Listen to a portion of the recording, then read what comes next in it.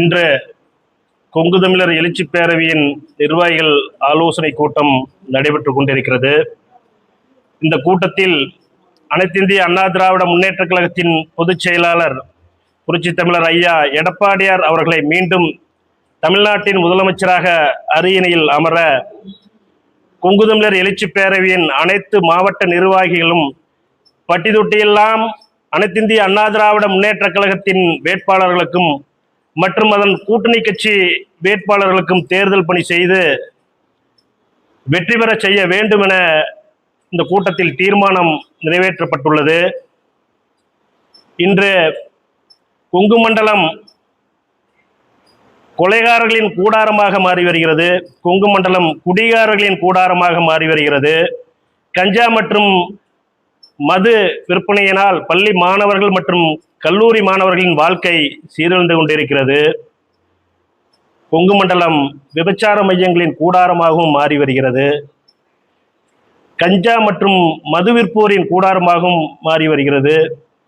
பெண்கள் இன்று தனியாக நடமாட முடியாத சூழல் உருவாகி வருகிறது. எங்கு பார்த்தாலும் பெண்கள் பாலியல் தொல்லை அதிகரித்து கொண்டே வருகிறது. இந்த நிலை மாற வேண்டும் என்றால் புரட்சி தமிழர் ஐயா எடப்பாடியார் அவர்கள் ஆட்சி மீண்டும் தமிழ்நாட்டில் மலர வேண்டும். அதற்கு கொங்கு தமிழர் எழுச்சி பேரவை அனைத்து தொகுதிகளிலும் தேர்தல் பணி செய்யும், களமாடும் என்பதை தெரிவித்துக் கொள்கிறோம். கொங்கு மக்களின் நலனுக்கு தொடர்ந்து எதிராக செயல்படும் திராவிட முன்னேற்ற கூட்டணியில் அங்கம் வகிக்கும் கொங்குநாடு மக்கள் தேசிய கட்சி ஆர் ஈஸ்வரன் மற்றும் கொங்கு பேரவை திரு தனியரசு போன்றவர்கள் இந்த தேர்தலோடு கொங்கு மக்கள் அவர்களை புறந்தள்ளி விடுவார்கள் என்பதை தெரிவித்துக் கொண்டு தமிழ்நாட்டின் முதலமைச்சராக எடப்பாடியார் அவர்கள் அரியணையில் அமர வேண்டும் என்பதற்காக கொங்கு தமிழர் எழுச்சி பேரவை களமாடும் என்பதை தெரிவித்துக் கொள்கிறோம். நன்றி, வணக்கம்.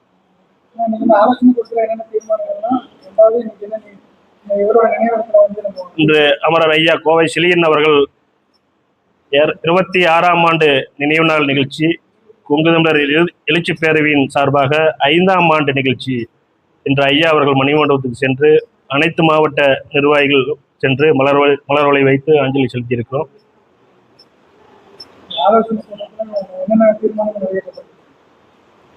இந்த ஆலோசனை கூட்டத்தில் மெயின் தீர்மானமே அனைத்து இந்திய அண்ணா திராவிட முன்னேற்ற கழகத்தின் வேட்பாளர்களுக்கும் அதன் கூட்டணி கட்சி வேட்பாளர்களுக்கும் அனைத்து தொகுதிகளிலும் அனைத்து மாவட்ட நிர்வாகிகளும் தேர்தல் பணி செய்ய வேண்டும் என தீர்மானம் நிறைவேற்றப்பட்டுள்ளது.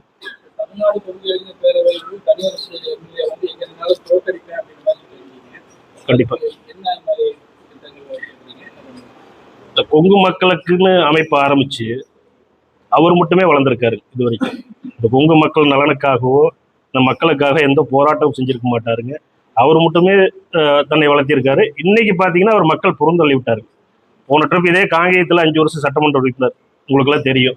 இதே இங்கே இருக்கிற மக்களை கேட்டிங்கன்னா தெரியும். அன்னைக்கு சட்டமன்ற உறுப்பினர் ஆனதான் சரி திருப்பி போய் தாராவர் வீட்டில் படுத்திருப்பார். இந்த ட்ரிப் அதே மாரி தான். அவர் எங்கே சட்டமன்ற உறுப்பினர் போட்டி ஓடுவார், இந்த தேர்தலுக்கு மட்டும்தான் வருவார். ஒன்றுமில்ல, இந்த ஐயா நிகழ்ச்சி நாங்கள் இது வரைக்கும் 5 ஆண்டமாக பண்ணிட்டு இருக்கிறோம். சுவரொட்டியெல்லாம் ஒட்டுவோனாங்க. இந்த தேர்தலுக்கோசரம் வந்து தனியரசு இன்னைக்கு சுவரொட்டி ஒட்டியிருக்காரு இதே காங்கேயம் பகுதியில். அதுவும் எங்கள் போஸ்ட்லாம் மறைச்சு ஒட்டியிருக்காரு வேணும்னே. நைட்டு இந்த போஸ்ட் ஓட்டுறது சுவரொட்டி ஓட்டுறது தனியரசே நைட் வந்திருக்காரு.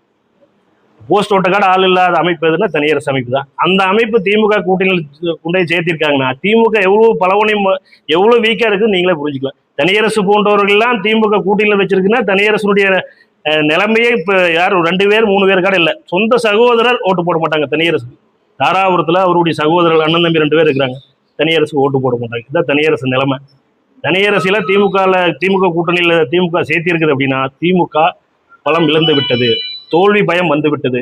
எடப்பாடியாரை கண்டு திமுக பயம் வந்தது காரணம் சின்ன சின்ன சாதி பேரை சொல்லி சின்ன சின்ன அமைப்புகள்லாம் கூட்டு சீட்டு கொடுக்குறேன்னு சொல்லி இன்னைக்கு திமுக இந்த நிலைமை தான் திமுக போயிட்டு இருக்கு.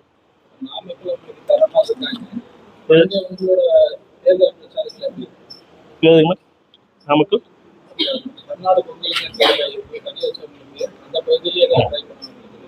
எந்த பகுதியும் அவர் வலுவா இல்லைங்க. போன இதே பரமத்தியூர் 2011 இருந்தாரு. அங்கேயும் எந்த மக்களுக்கு எதுவும் செய்யல. இன்னைக்கு ஒட்டுமொத்த கொங்கு வேளாளர் சமூகமே தனியரசுக்கு எதிராக இருக்கு. இதான் உண்மை. நீங்க மொத்தமா ஒரு அமைப்புல 100 பேர் உங்களால் காட்ட முடியாது. நான் எல்லா மாவட்ட நிர்வாகிகளும் ஐயா நிகழ்ச்சிக்கே வந்திருக்காங்க. நீ அவருடைய மாவட்ட நிர்வாகிகள்னு சொல்லவே முடியாது. எந்த மாவட்டத்திலேயும் அலுவலகம் இல்லை. இப்போ எங்களுக்கு தலைமை ஆபீஸ் இருக்குது, மாவட்ட நிர்வாகம் இருக்குது. நீ கோயம்புத்தூர்ல எனக்கு தலைமை ஆபீஸ் இருக்குது, மாநில பொறுப்பு இருக்குது, மாநில பொறுப்பு, மாவட்ட பொறுப்பு எல்லாம் இருக்குது. நீ எங்கேயாச்சும் ஒரு நிகழ்ச்சியில் அவர் காட்ட சொல்லுங்க. சும்மா அந்த பேரு லெட்டர் பேடு வச்சு தூக்கிட்டு இருக்காரு. இந்த தேர்தலாட மக்கள் புறந்தள்ளி விடுவார்கள். கொங்கு மக்கள் தனியரசுக்கு சரியான பதிலடி இந்த தேர்தலில் கொடுப்போம். அவர் எந்த தொகுதியில் நின்றாலும் எங்க அமைப்பு சார்பா தேர்தல் களமாடுவோம். அவரை வெற்றி ஒரு 500 ஓட்டுக்கார வாங்குறதுக்குள்ள வேலையை நாங்கள் செய்வோம். கொங்கு தமிழர் எழுச்சி பேரவை தனியரசு எந்த தொகுதியில் போட்டியிட்டாலும் அந்த தேர்தல் பணி செய்வோம். தனியரசுக்கு 1000 ஓட்டுக்காடு உழுவாது அந்த வேலையை செய்வோம்.